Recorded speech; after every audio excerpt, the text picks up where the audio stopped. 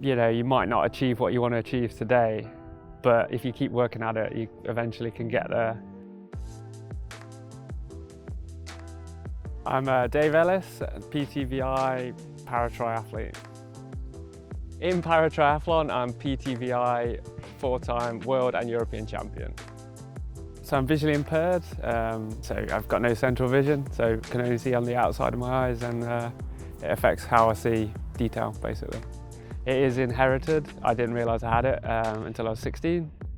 To describe my disability, I'd say it was kind of like if you look up at the sun and get that kind of bright flicker in your eye. It's like that, and I just can't see anything in the centre of my eyes, really.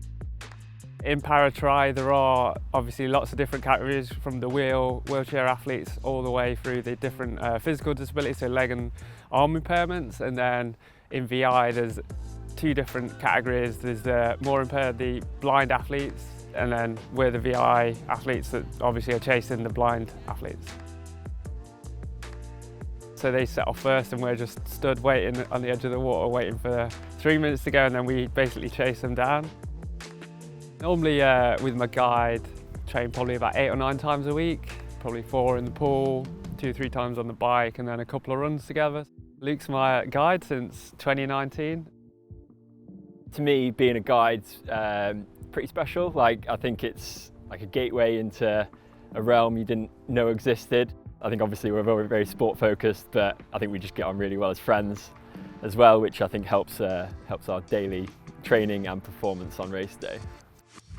Communication's pretty key when it comes to guiding, so you can adjust the race tactics appropriately, and also communication when racing in terms of actual guiding skills, in terms of what's coming up, hazards, how the race is panning out, what's going on, etc.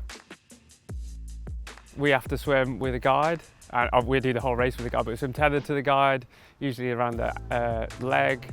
I'm sighting all the time, looking up to where the course is going and where the buoys are, so I'm making sure that I take the correct line and the most direct line to the buoys. And then when we get there, I might give Dave a little tap just to let him know the buoy's there, and then that we're turning. Then we race on a tandem for the bike section of the triathlon. I've been asked who's on the front of the tandem many times. It's definitely the guide, the one that they can see. And on. Right foot on. Yeah. Left foot. Yeah. On. And then they'll often call corners, accelerations, out the saddle, all these kind of aspects to the technical part of the course. Over. Yeah. 2, 1, and down. On the run, there are rules of where the athlete and guide can be apart from one another, so I'm not allowed to lead Dave in the run, so I have to be just half a step behind him.